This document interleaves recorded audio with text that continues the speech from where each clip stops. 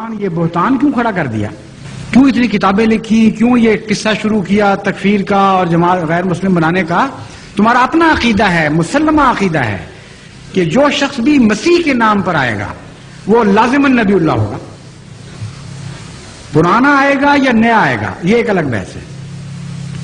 اور تمہارے اپنے ماننے والے، تمہارے اپنے مفکرین یہ بھی لکھ چکے ہیں کہ ہوگا یقیناً نبی اللہ، اور پرانا نہیں ہوگا، بدن آخر سے ہوگا یا دوسرا شخص ظہور کرے گا، اور مہدی اور عیسیٰ دو الگ الگ وجود نہیں ہوں گے۔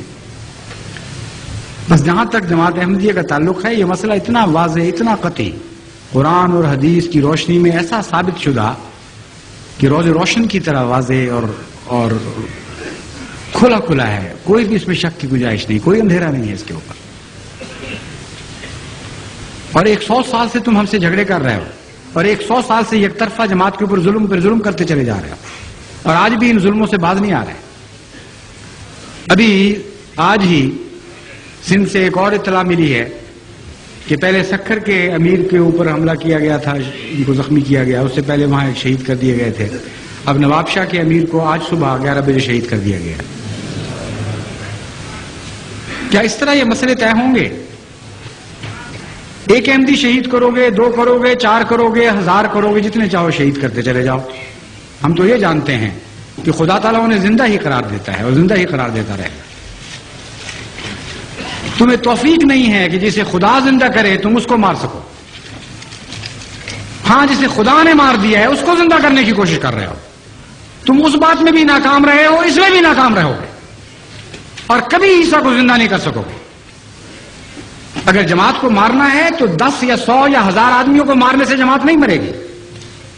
ایک آدمی کو زندہ کر کے دکھا دو، ساری جماعت مر جاتی ہے، اور وہ حضرت عیسیٰ علیہ السلام۔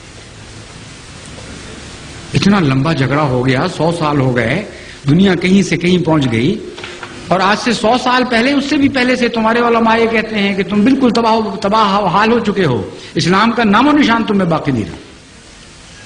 تو عیسیٰ بیٹھے کر کیا رہے ہیں اوپر سے؟ اوپر اترتے کیوں نہیں؟ احمدیوں کو مارنے کی بجائے ایک مرے ہوئے کو زندہ کر کے دکھا دو۔ اور میں جماعت احمدیہ کی طرف سے چیلنج دیتا ہوں تمہیں، اس بات پر جھگڑا ختم ہو جاتا ہے۔ اگر حضرت عیسیٰ علیہ السلام کو تم نے زندہ اتار دیا تو خدا کی قسم میں اور میری ساری جماعت سب سے پہلے بیعت کریں گے۔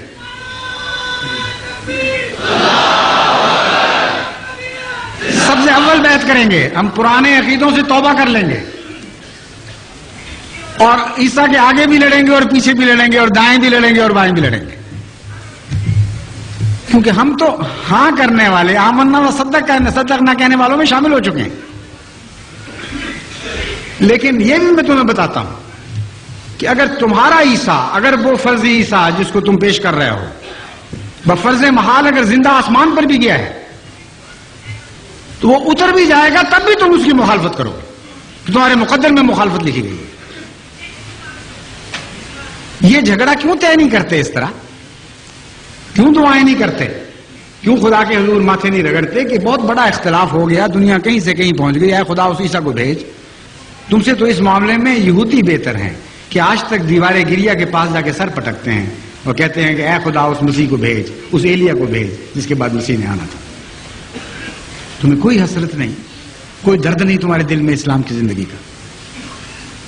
عیسیٰ تو عیسیٰ، ابھی تو دجال کا گدھا بھی ظاہر نہیں ہوا جس کے اوپر بیٹھ کر دجال نے سفر کرنے ہیں اور ہلاکتیں پھیلانی ہیں دنیا میں۔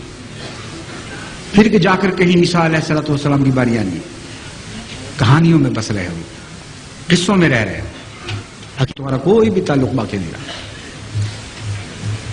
حسرت ہے تم پر، اور ہم ان حسرتوں کے ساتھ تمہارے لیے دعائیں کرتے ہیں۔